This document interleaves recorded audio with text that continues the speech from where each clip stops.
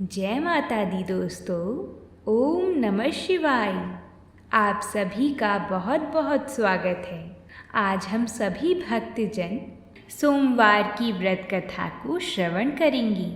तो आइए माता की कृपा से कथा को प्रारंभ करते हैं। आप सभी कथा को सुनने से पहले वीडियो को लाइक ज़रूर करें, साथ ही में हमारे चैनल को सब्सक्राइब भी करें ताकि आप सभी को ऐसी ही कथाएं सुनने को मिलें और माता रानी की कृपा आप सभी पर बनी रहे। बोलिए भगवान शंकर की जय। परम ज्ञानी सूत जी कहते हैं, भगवान शिव ही गुरु हैं, शिव देवता हैं, शिव ही प्राणियों के बंधु हैं, शिव ही आत्मा है और शिव ही जीव है। शिव से भिन्न दूसरा कुछ नहीं है। भगवान शिव के उद्देश्य से जो कुछ भी दान, जप और पूजा पाठ किया जाता है उसका फल अनंत बताया गया है। यह समस्त शास्त्रों का निर्णय है। जो एकमात्र भगवान शिव का भजन करता है वह सब बंधनों से मुक्त हो जाता है। जो प्रीति अपने पुत्र, स्त्री और धन में की जाती है वही यदि भगवान शिव की पूजा में की जाए तो वह जीव का उद्धार कर देती है। इसलिए कितने ही महात्मा पुरुष भगवान शिव की पूजा के लिए संपूर्ण विषय रूपी मदिरा को छोड़ देते हैं। वही जीव सफल है जो भगवान शिव की स्तुति करती है। वही मन सार्थक है जो शिव के ध्यान में संलग्न होता है। वही कान सफल है जो उनकी कथा सुनने के लिए उत्सुक रहते हैं। और वह ही दोनों हाथ सार्थक हैं जो शिव जी की पूजा करते हैं। वह नेत्र धन्य हैं जो महादेव जी की पूजा का दर्शन करते हैं। जिसकी संपूर्ण इंद्रियां भगवान शिव के कार्यों में लगी रहती हैं वह संसार सागर के पार हो जाता है और मोक्ष प्राप्त कर लेता है। शिव की भक्ति से युक्त मनुष्य चांडाल, पुलकस, नारी, पुरुष अथवा नपुंसक कोई भी क्यों ना हो, तत्काल संसार बंधनों से मुक्त हो जाता है। जिसके हृदय में भगवान शिव के प्रति थोड़ी सी भी भक्ति है वह समस्त देहधारियों के लिए वंदनीय है। आओ मैं तुम्हें ऐसे ही एक भक्त की कथा सुनाता हूँ।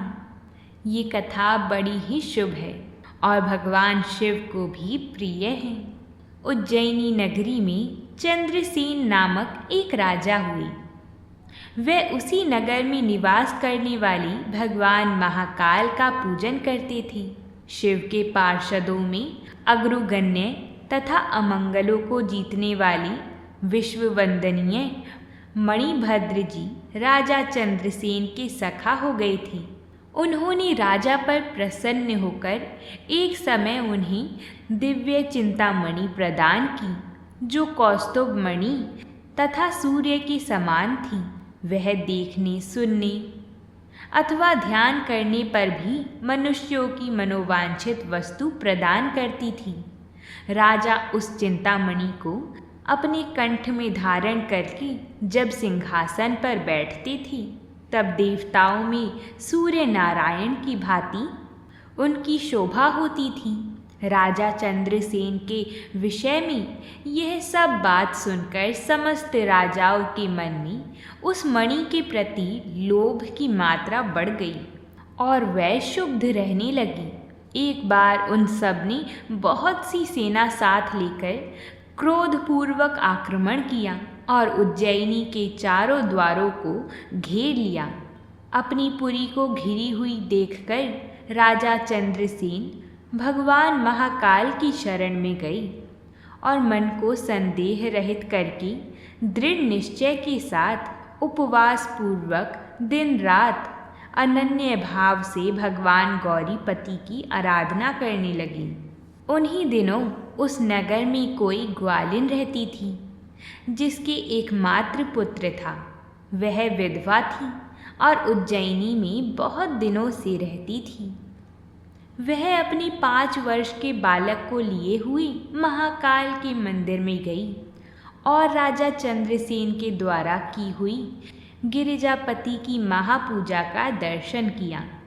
शिव पूजन का वह उत्सव देखकर उसने भगवान को प्रणाम किया और पुनः अपने निवास स्थान पर लौट आई।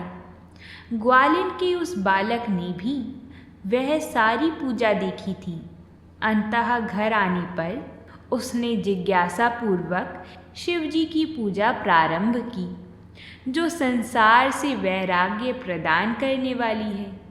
उसने एक सुंदर पत्थर लाकर उसे घर से थोड़ी ही दूर पर एकांत स्थान में रख दिया और उसी को शिवलिंग माना। फिर अपने हाथ से मिलने लायक जो कोई भी फूल दिखाई दिए, उन सब को इकट्ठा करके उस बालक ने शुद्ध जल से शिवलिंग को स्नान कराया और भक्ति पूर्वक पूजा की। तत्पश्चात चंदन, धूप, दीप और अक्षत आदि उपचारों से अर्चना करके भगवान को भोग लगाया। सुंदर सुंदर पत्रों और फूलों से बार बार पूजा करके भांति भांति से नृत्य किया और बारंबार भगवान के चरणों में शीश झुकाया। इस प्रकार अनन्यचित होकर शिवजी की आराधना में लगे हुए अपने पुत्र को ग्वालिन ने बड़े प्यार से भोजन के लिए बुलाया। उसका मन तो पूजा में लगा हुआ था। माता के बहुत बुलाने पर भी उसे भोजन करने की इच्छा नहीं हुई।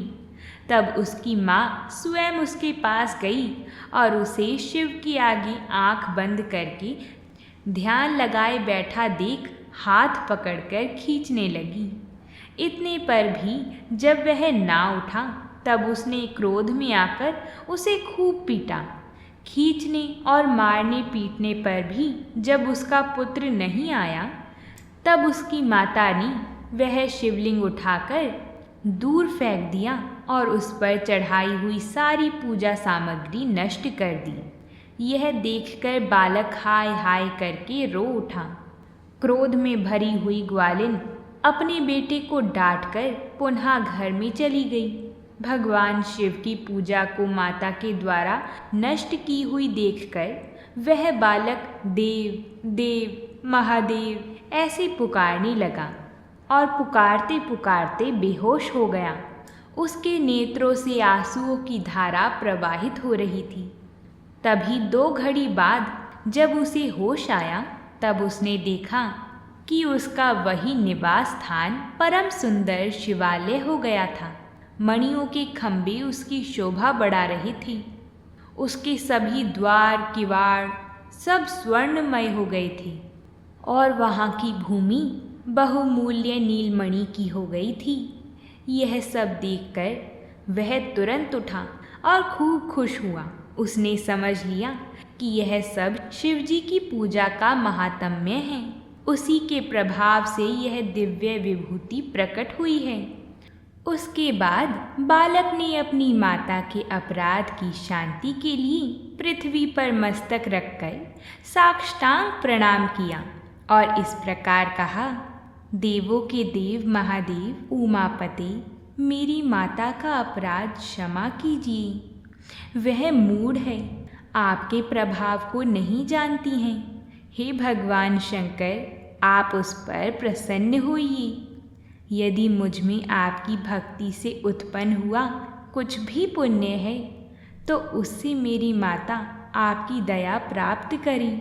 इस प्रकार भगवान शंकर को बार बार प्रसन्न करके उनके चरणों में मस्तक झुकाकर सूर्यास्त के समय वह बालक शिवालय से बाहर निकला और उसने अपने शिविर को देखा।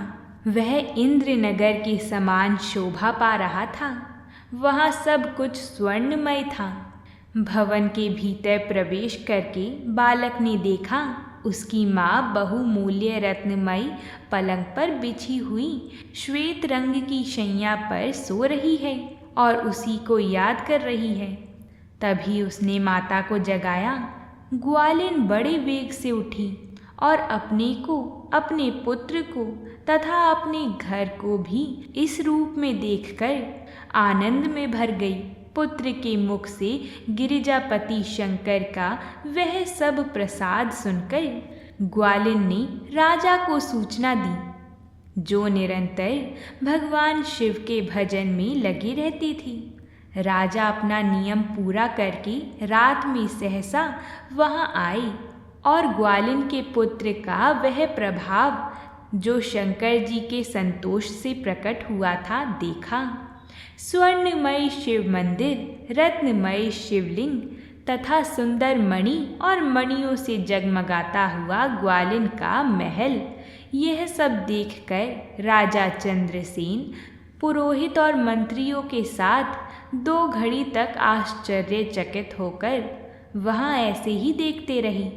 उसके बाद उन्होंने ग्वालिन के उस बालक को हृदय से लगा लिया। भगवान शिव के इस अद्भुत महात्म्य की चर्चा समस्त पुरवासियों में बड़े वेग से फैली और यही कहते सुनते वह रात मानो क्षण भर में व्यतीत हो गई। युद्ध के लिए आए हुए और नगरों को चारों ओर से घेर कर खड़े हुए। राजाओं ने भी प्रातःकाल दूतों के मुख से यह परम अद्भुत समाचार सुना। सुनते ही उनके मन से ये वैर भाव निकल गया। उन्होंने सहसा हथियार डाल दिए और चकित होकर महाराज चंद्रसेन की आज्ञा से नगर में प्रवेश किया। उस रमणीय नगर में प्रवेश करके भगवान महाकाल को प्रणाम करने के पश्चात सब राजा उस ग्वालिन के घर पर आए। वहाँ राजा चंद्रसेन ने आगे बढ़कर उनका स्वागत किया। वह बहुमूल्य आसनों पर बैठी और बहुत आनंदित हुई। गोप बालक पर कृपा करने के लिए प्रकट हुए शिवालय और शिवलिंग का दर्शन करके सब राजाओं ने भगवान शिव को अपनी उत्तम बुद्धि समर्पित की, उनमें भक्ति पूर्वक मन लगाया। इसी समय सब देवताओं से पूजित परम तेजस्वी वानर राज हनुमान जी वहाँ प्रकट हुए। उनके आते ही सब राजाओं ने बड़े वेग से उठकर भक्ति भाव से नमस्कार किया।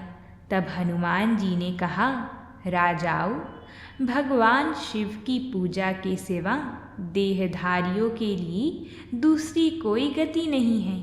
यह बड़े सौभाग्य की बात है कि इस गोप बालक ने शनिवार को प्रदोष व्रत के दिन बिना मंत्र के भी शिव का पूजन करके उन्हें पा लिया। शनिवार को प्रदोष व्रत समस्त देहधारियों के लिए दुर्लभ है। कृष्ण पक्ष आने पर तो वह और भी दुर्लभ है। गोप वंश की कीर्ति बढ़ाने वाला यह बालक संसार में सबसे अधिक पुण्य आत्मा है। इसकी वंश परंपरा में 8वीं पीढ़ी में महायशस्वी नंदन उत्पन्न होंगे, जिनके यहाँ साक्षात भगवान नारायण उनके पुत्र रूप से प्रकट होकर श्री कृष्ण के नाम से प्रसिद्ध होंगे। आज से यह गोपाल नंदन संसार में श्रीकर नाम से विख्यात होगा। अंजनी नंदन हनुमान जी ने ऐसा कहकर उस गोप बालक को शिव उपासना के आचार व्यवहार का उपदेश दिया और वहीं अंतर्ध्यान हो गए। वह सब राजा हर्ष में भरकर महाराज चंद्रसेन की आज्ञा लेकर जैसे आए थे वैसे ही लौट गए। महातेजस्वी श्रीकर भी हनुमान जी का उपदेश पाकर धर्मज्ञ ब्राह्मणों के साथ शंकर जी की आराधना करने लगे। समय अनुसार भक्त श्रीकर, गोप तथा राजा चंद्रसेन दोनों ने भक्ति पूर्वक शिव जी की आराधना करके परम पद प्राप्त किया। यह परम पवित्र कथा गोपनीय रहस्य है, सुयश एवं पुण्य समृद्धि को बढ़ाने वाला है तथा गौरीपति भगवान शिव के चरणारविंद भक्ति भाव की वृद्धि और पाप राशि का निवारण करने वाला है। तो बोलिए भगवान शंकर की जय हो। अगर आप सभी को हमारी ये कथा पसंद आई हो तो वीडियो को लाइक ज़रूर करिएगा। साथ ही कमेंट बॉक्स में हर हर महादेव ज़रूर लिखिएगा। प्रेम से बोलिए जय माता दी।